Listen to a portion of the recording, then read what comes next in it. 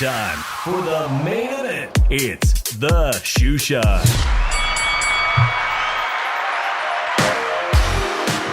All right. It's your boy Dave from the 408 coming to you all the way from my podcast studio in San Jose, Califas for another edition of the Shoeshine. You know what time it is. It's Modelo time, fools.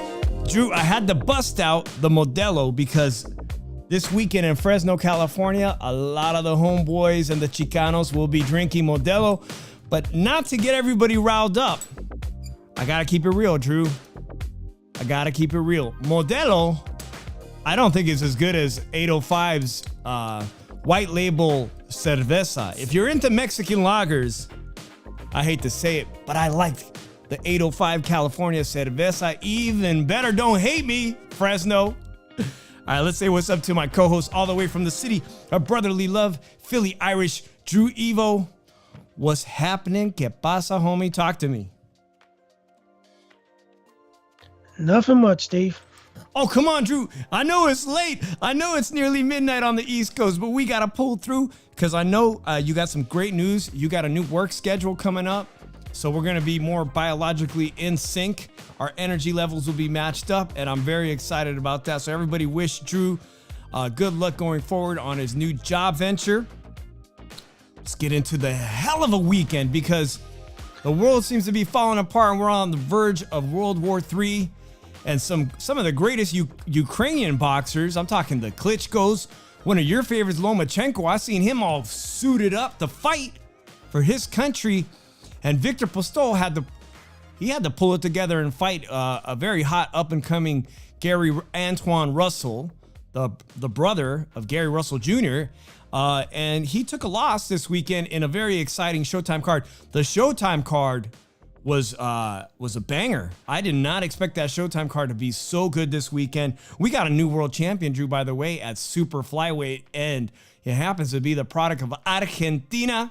Argentina's got a new world champion at 115 to say hello to the newest champion at 115, Bam Rodriguez, out of the Robert Garcia camp. And I'm telling you, I like what I saw, and I think Marcos Maidana, I think he likes what he sees in this fighter too. So Drew, let's get to the business right now. Let's get to the business because I'm calling it the biggest robbery of 2022. I don't see how you can get any worse. You know that George Kambosos, once upon a time, Lomachenko had all the belts. They thought and then came Teofimo Lopez, and then Kambosos becomes an overnight star by pulling off a historic upset. And Jack Catterall this Saturday, in my opinion, pulled off a historic upset over Josh Taylor, who I last saw in May of last year in Las Vegas, Drew, against Jose Ramirez, who will be fighting this week. All the belts up for grabs. Drew Evo, tell me what you saw in that scorecard because people are still pissed about it. And from what I'm hearing, there's an official investigation into the scorecards. Will that shit go anywhere? It's not going to go anywhere. It's just going to fall on the bridge. This is just cap and shit. So they're just going to say, hey, we're going to investigate, then you're never going to hear about it again. But that was a robbery. I didn't think Taylor won the fight.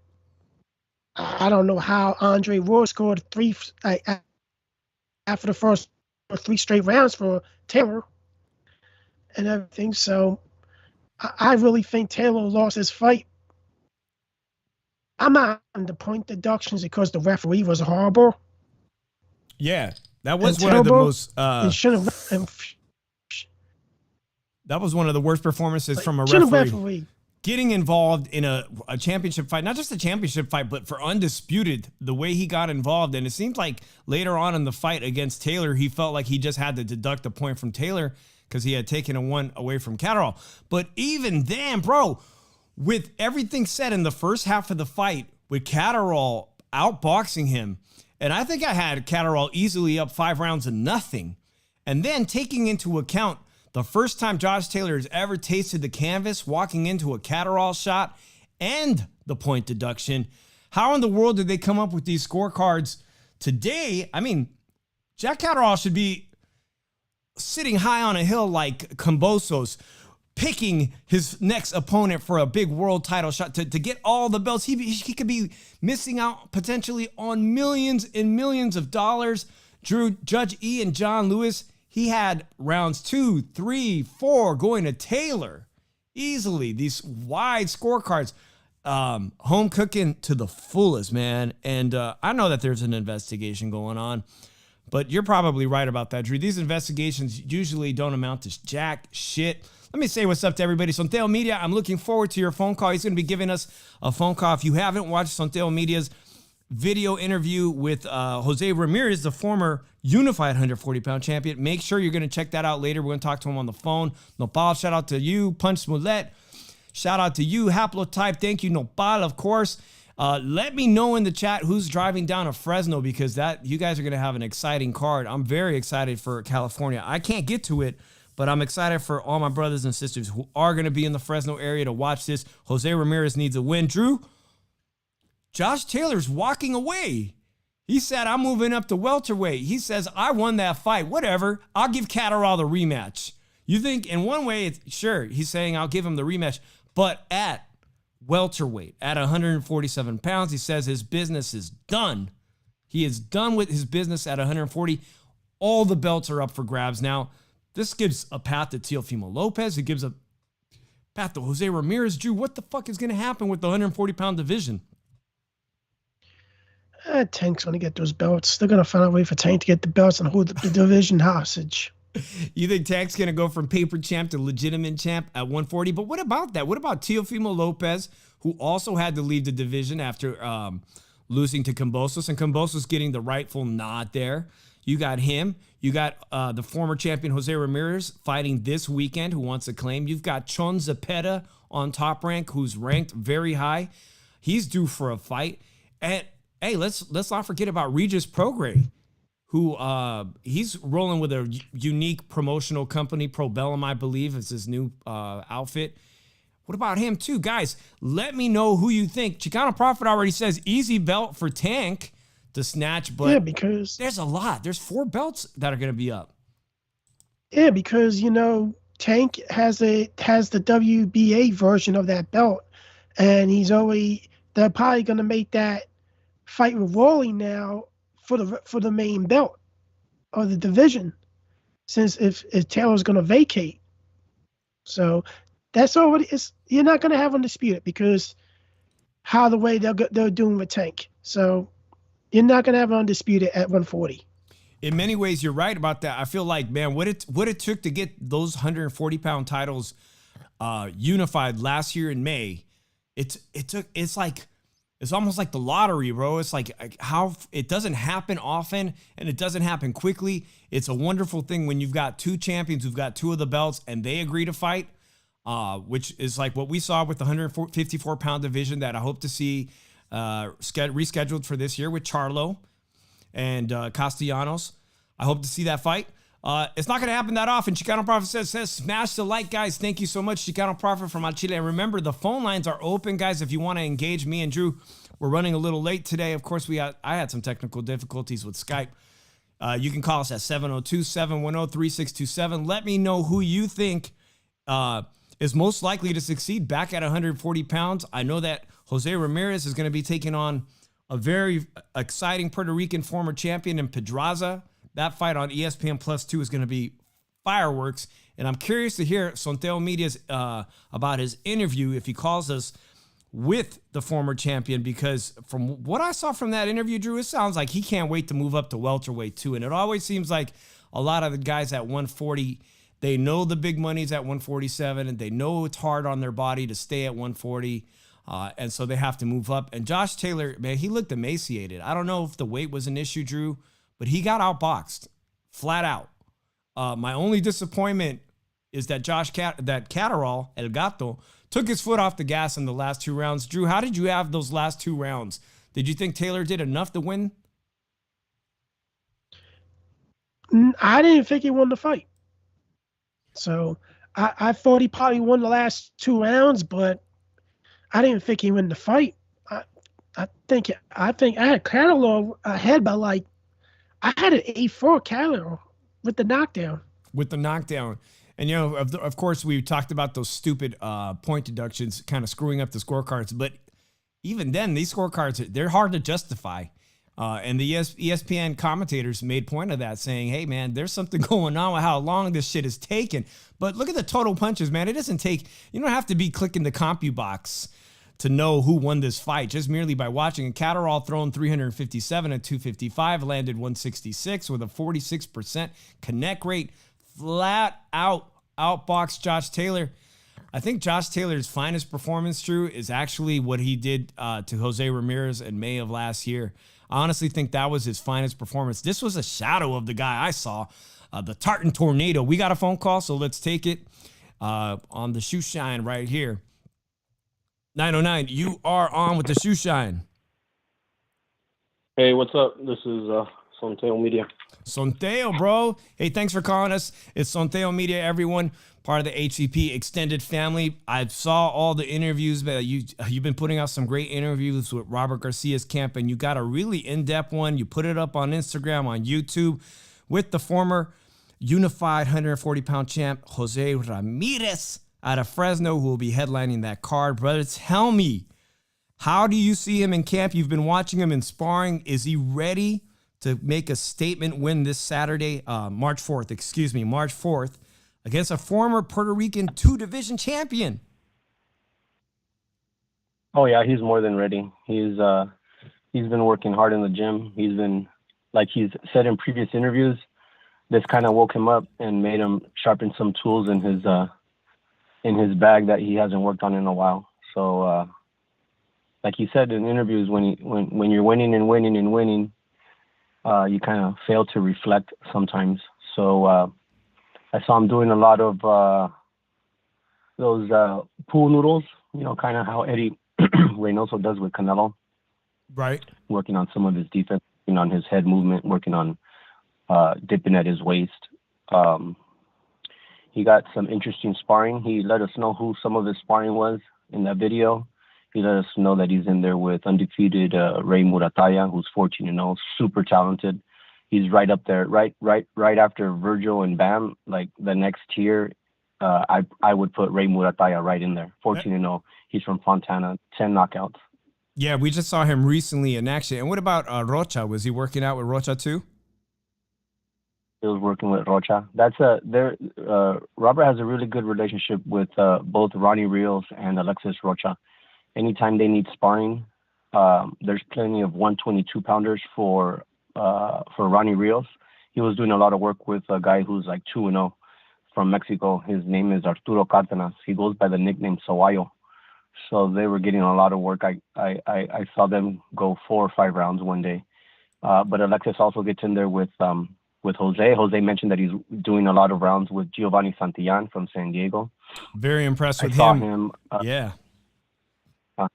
I saw him do 4 or 5 rounds with Hector Tanajara. Hector Tanajara is looking really, really sharp. He's scheduled to fight Miguel Caveman Contreras from Bakersfield on that same night. Hector Tanajara, who recently had a big loss he needs a win as well, because he had that big loss, shocking upset to El Camarón, William Zepeda on DAZN, right? Right. So what I was taking away by your interview, bro, is that he's working out with a lot of the speedy guys at 135 that are coming into the gym with him, and also welterweights, big guys. So is he trying to take a balanced approach where he's working on his strength but also keeping his speed for the 140-pound division? That's what it sounds like, based on what he said in that interview, that once he gets in there with the welterweights or sometimes even middleweights, he said he was sparring Javier Martinez, who's a 4-0 from Milwaukee. He said he gets to kind of compose himself and slow down the pace and kind of do a different strategy instead of relying so much on his speed. So that's what I took away from it as well. That with the welterweights and with the middleweights, he kind of gets to stay composed and is a little bit more methodical in there.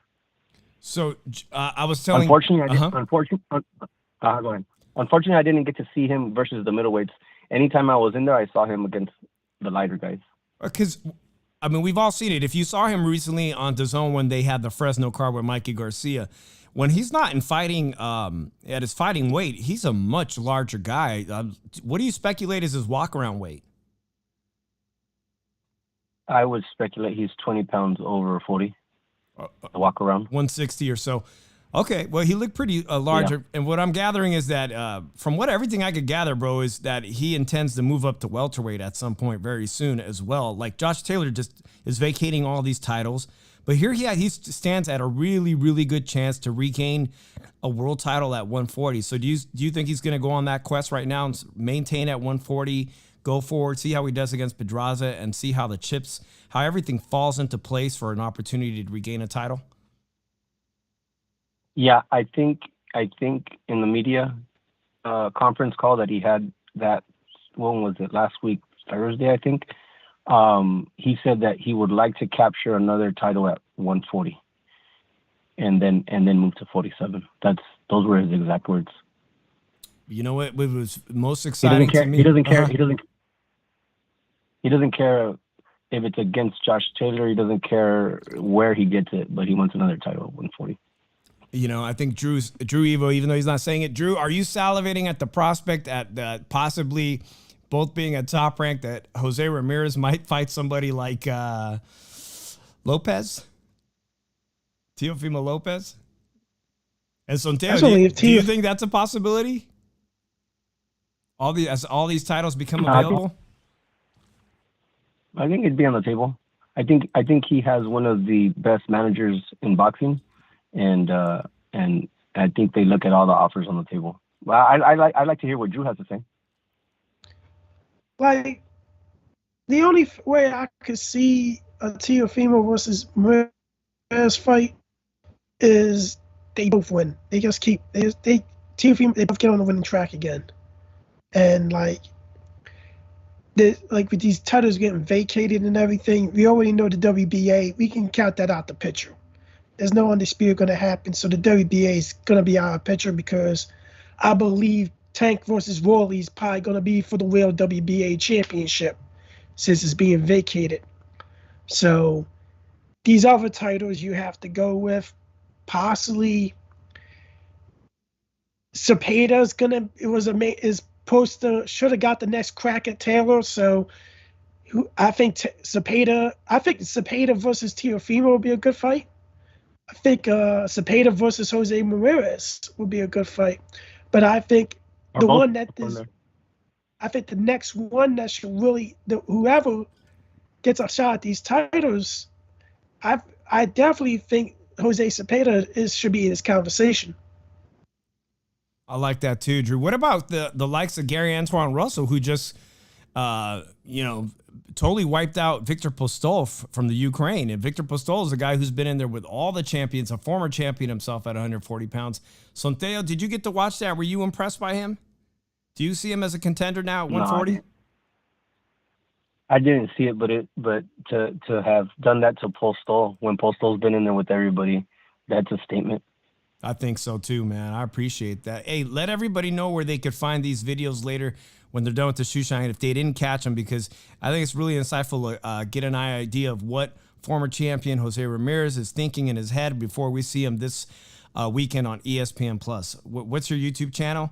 Or drop it in the comments too. And it's Sonteo Media on YouTube, but I'll drop a link to that video into the chat in a few minutes. Oh man, I appreciate it so much, Sonteo. You take care. And are you going down to Fresno this weekend?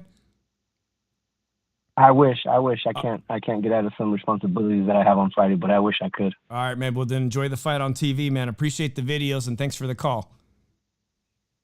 Absolutely. Take it easy. Bye. All right, everybody. Thanks for that.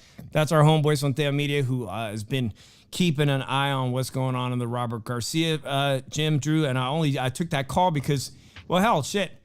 Josh Taylor took all 4 belts by beating Jose Ramirez, and it wasn't a very good fight for Jose Ramirez. He got dropped for the first time in his professional career as well. He's looking to make a statement and return, Drew. Josh Taylor got dropped. So before we move on to the next subject, do you think Josh Taylor is going to do shit at welterweight, bro, getting dropped like that? I don't know. Tell you the truth, the landscape of welterweight doesn't really look promising. after like Crawford, Spence, Ugas, and Thurman. Yeah. Like tell you the truth, it's not the money making division as it used to be anymore. Like, especially when the top two fighters won't fight each other. Absolutely. So, like, the only one he gets a fight with is Crawford. I think it does nothing for Crawford's legacy to fight Taylor because he needs to move forward and fight another top welterweight or move to 154, in my opinion. He can't get the Spence fight, move to 154. Well, listen, Drew, let's move on to the next subject because I'm excited about what I saw this weekend. I think this could be a Fight of the Year contender, and it wasn't a co-main event.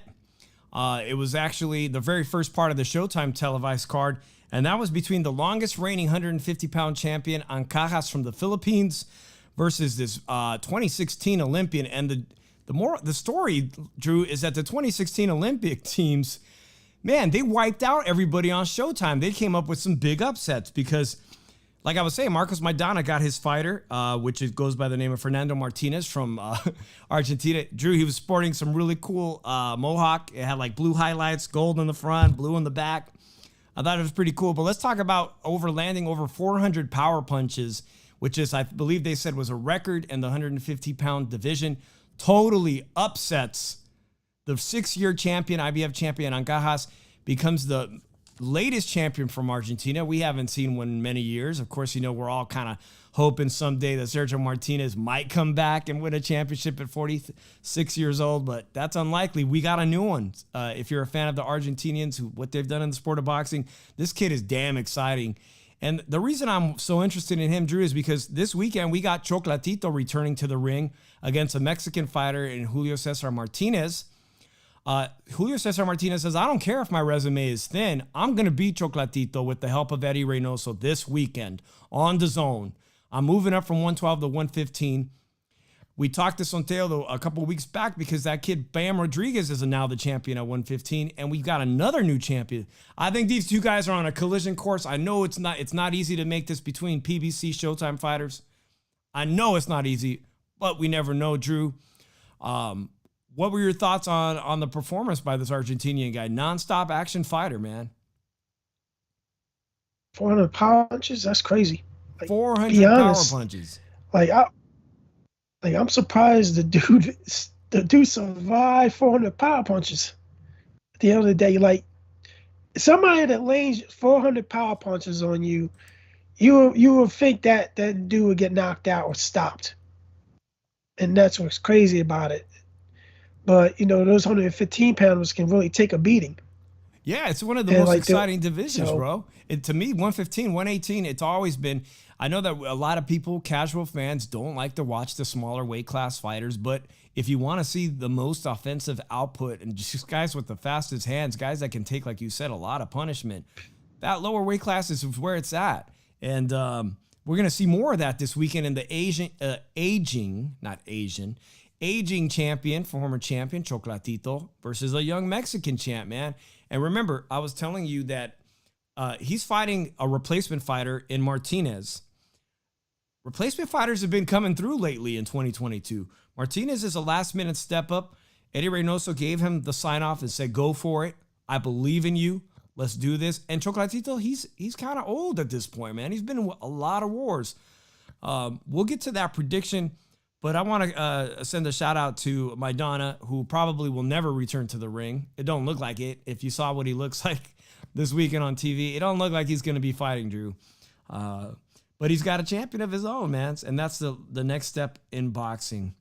Let's get to that one fight, Drew, because I can't believe Chris Colbert, somebody I was high and mighty on the 130-pound division. Showtime was working up Chris Colbert as some kind of superstar in the making, someone that could rival Shakur Stevenson.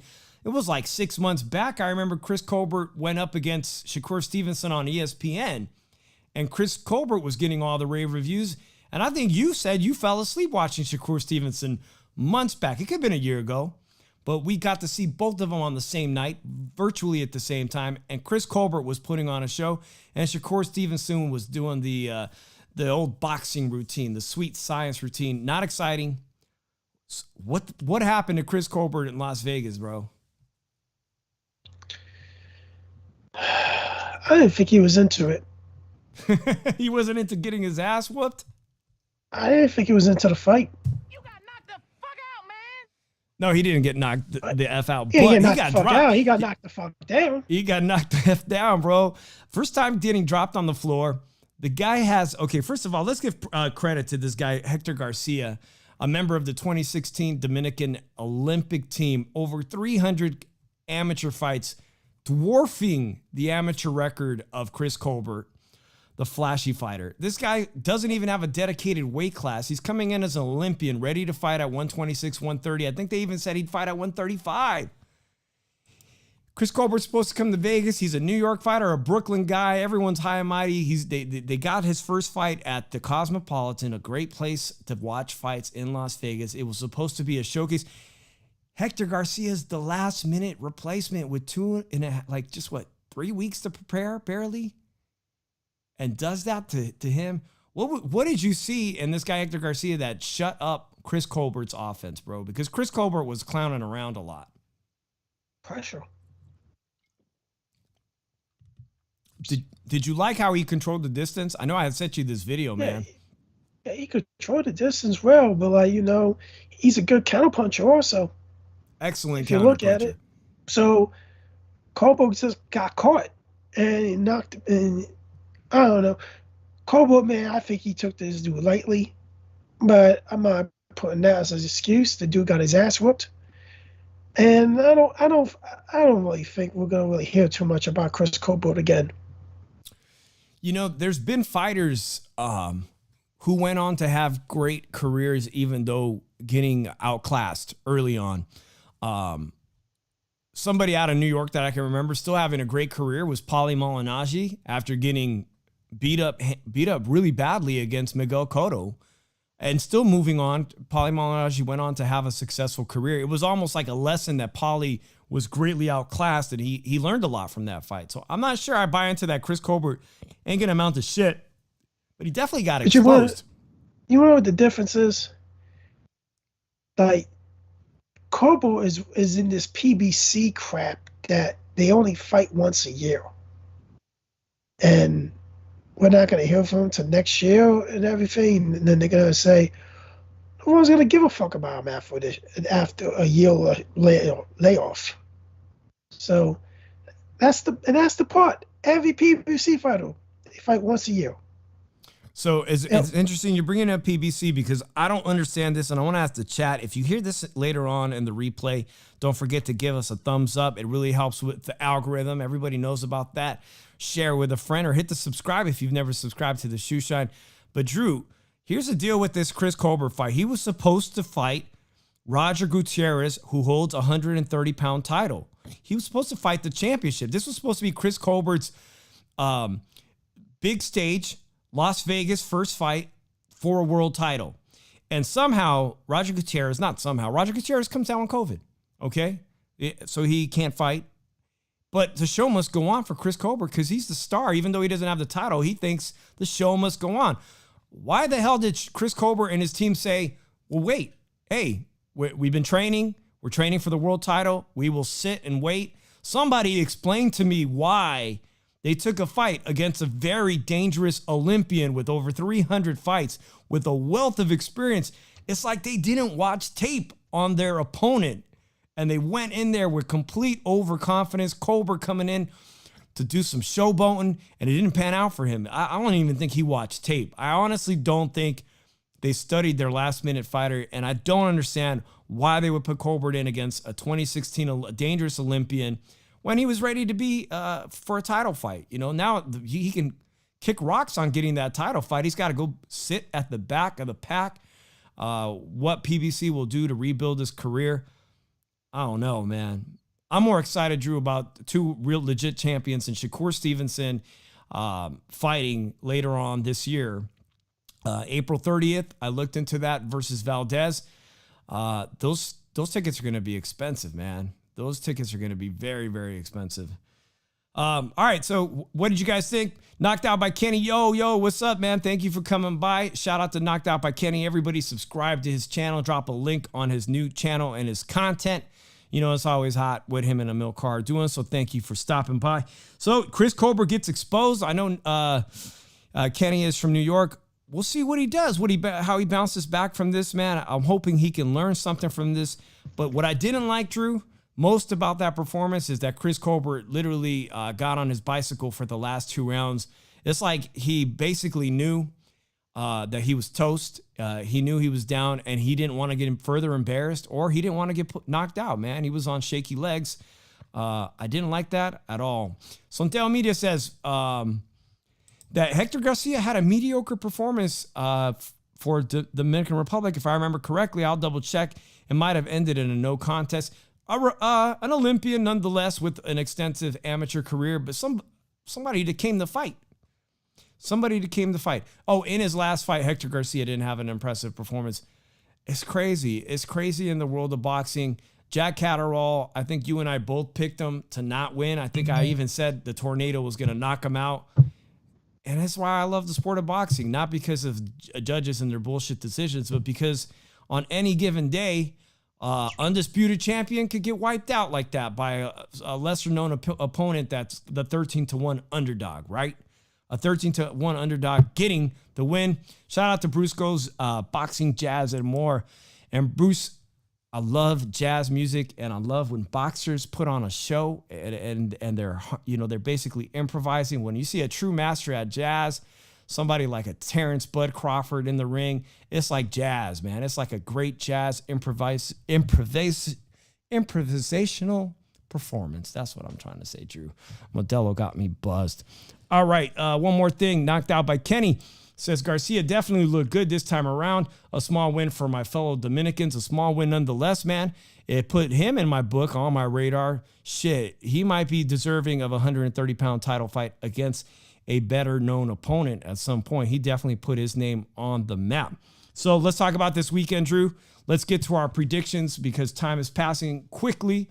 And there's a couple big fights. We talked about Jose Ramirez versus the former champion, 2 division weight champion, and Pedraza in Fresno this week. It also features Gabe Flores from Top Rank, a 130-pound fighter who got his ass beat, unfortunately, last time by a guy named Venado Lopez. Venado Lopez also upset San Jose's Andy Vences. Gabe Flores is looking to make a statement in his backyard, Stockton, Fresno, Central Valley.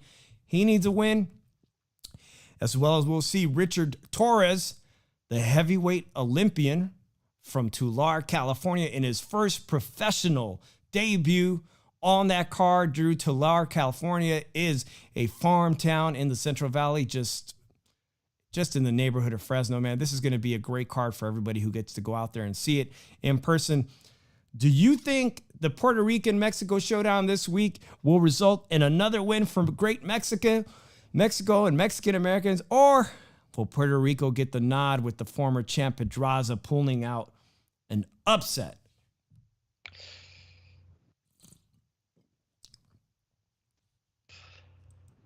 Going with the Boricua.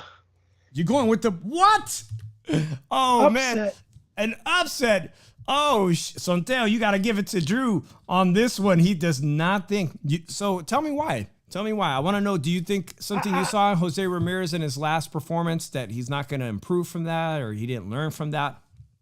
It's a combination of him possibly being like, I saw him being exposed when Josh Taylor fought him, and I really think Jose Ramirez really is looking ahead of 147.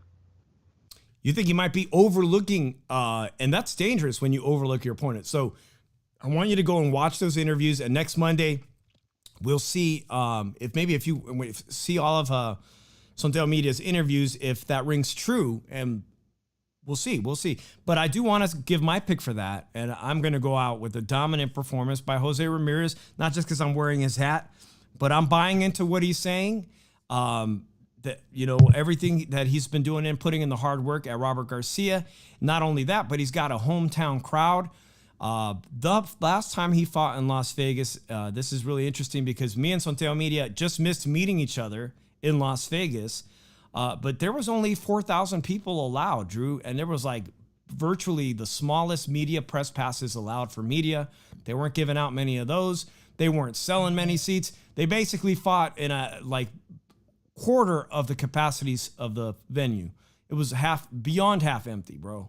So I think it's going to really play into the favor of being in Fresno in his hometown area, in his backyard with the screaming fans. I see a dominant performance by Jose Ramirez that puts him in the path to restore himself as one of the 140-pound champions.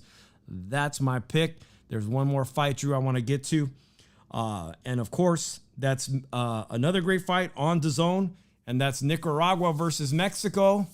The great Roman Gonzalez Chocolatito 115-pound fight. And Cesar Martinez is under the tutelage, Drew, of Eddie Reynoso. And before we end the show, I got this clip from Canelo Alvarez and Eddie Reynoso. If you haven't already seen it on ES News, Ellie Setback got some really interesting tape of Canelo Alvarez talking about shit. Who was he talking about? I mean, figure it out who he's talking about. Chocolatito Roman Gonzalez, Drew, is he washed up? Is he been in too many wars? Will the young champion with lesser experience moving up in weight? And remember, Bam Rodriguez is exactly the same thing, except he's Mexican-American. He's not from Mexico. Bam Rodriguez moved up in weight, up to fight recently and win his own 115-pound title. Do I got a drum roll? Just give it to me, Drew. Who's winning this fight? Chocolatito or Team Reynoso? Another one against the great Chicano and Mexican fighters. Drew's going with Nicaragua, Chocolatito. And why do you think, and what's your reason for this pick? I saw Rodriguez's last fight. No. Oh, you mean Martinez? Martinez's last fight. It turned out to be a no contest and everything. But he got countered, and he got knocked down from it. And he got countered good. He has a defensive flaw that's going to be exploited by Chocolatito. So I really expect Chocolatito to really deliver punishment to this young kid to a point that this kid is going to have some heart, and he's going to have to really outslug Chocolatito, and I don't think he's going to do it. Man. Well, I don't know how this one. I'm gonna have to partially agree with you. I think in this arena, I think the great experience that Chocolatito has, that he's put himself through, even though he's an aging veteran, I think the experience is going to pull this one out ahead of him in a decision, a very close decision, maybe 8-4, maybe 7-5, but it could potentially be one of the great fights of the year. We already saw one last weekend. It's not getting the attention it deserves, probably because it was the very first fight on a Showtime card, but this DAZN fight between Chocolatito and Martinez, I think it's going to be fireworks equally, which sets it up for all kinds of interesting fights later in this year at 115 pounds. I'm stoked about it. I'm going to say Chocolatito pulls a very tight one out. So, Drew, let's talk about that video. Everybody's seen it. If you guys haven't seen it, I'll play it. Just a quick sample because I don't want to get copyright flagged. Canelo Alvarez being asked about fighters and work ethic in the Eddie Reynoso gym. A lot of fighters come to the gym, and really good fighters, and he come all the time. But if he saw, you come today, train 20 minutes and then go, and then you don't come 4 days or 3 days. Okay, and then next day you say, hey, I come in at 12, and you come at 2, so. All right, man. Showing up for 20 minutes and then coming back 3 or 4 days later, saying you're going to show up at 12, and then you show up 2 hours later. Who in the world is he talking about? I think all of the internet and all of Twitter believes it's Ryan Garcia, who we know he's just left that camp and is now working out with somebody else. He's already out there shopping for denim, Drew. If you didn't see those pictures, they got plenty of time for that, man. They got plenty of time to shop for denim. I don't know who Canelo's talking about. I mean, I'm going to assume you know who it is.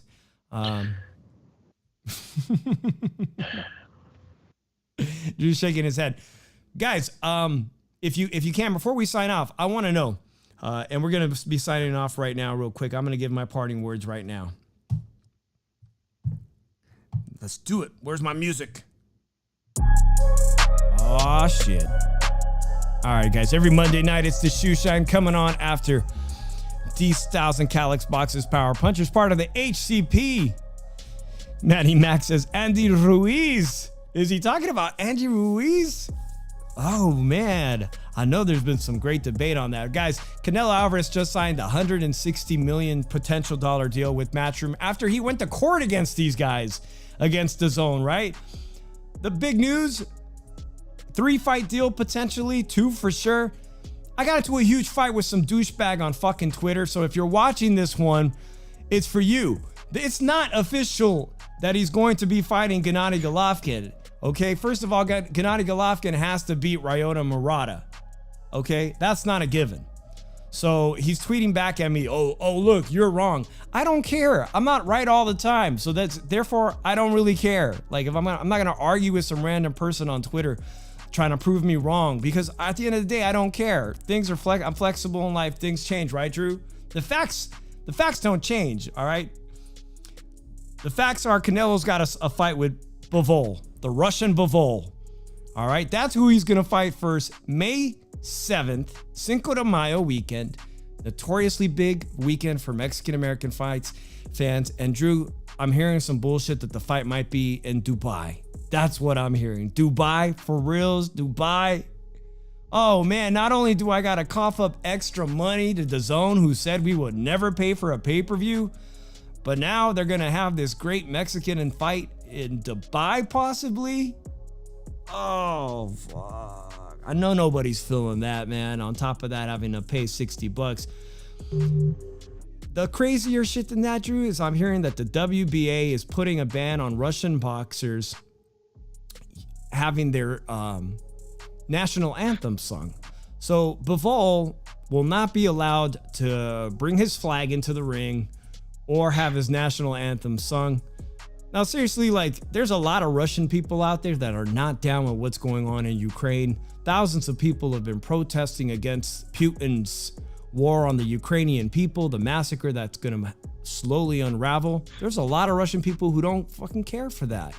And Bivol, he's never expressed any interest that he backs that. So, I don't know, man. At the end of the day, should you punish everyone? I'm just thinking out loud, man. Should you punish everybody? Is everyone at fault for your great leader? It's not like everybody voted for Trump. So are all Americans Trump voters? I mean, I don't know. I'm just thinking out loud. This shit is crazy, yo. I just want this fight in Las Vegas so we can get out there and see Canelo back in action. Manny Mac says, I doubt it's in Dubai. I hope not. I hope it's nothing but a damn rumor, because it looks like Eddie Hearn's trying to figure out and scratch his head. How am I going to pay for Canelo? How am I going to pay? Because they didn't make good on that first DAZN offer that he took them to court for. All right. That's my 2 cents, guys. I'm going to give the floor to my homeboy, Drew Evo from Philly. Drew, horrible week for boxing in terms of shitty decisions. Corruption is always there, man. What's your thoughts on all this? I don't know. It's a bunch of bullshit. Drew about to be knocked out. You about to get knocked out? It's time for bed. So, a lot of you that don't know, if it's all right with you, Drew, letting me people know, but you work graveyard. You have been working graveyard for a long time. So sometimes our energy levels, I'm out here in California and Drew's on the East Coast, so it could be brutal. And I appreciate Drew being my co-host for almost 3 years. On the Shoeshine, we've been doing this way back to other platforms. I appreciate it. I look forward to your new schedule and everything going down. Drew, tell everybody where they can find you out on social media.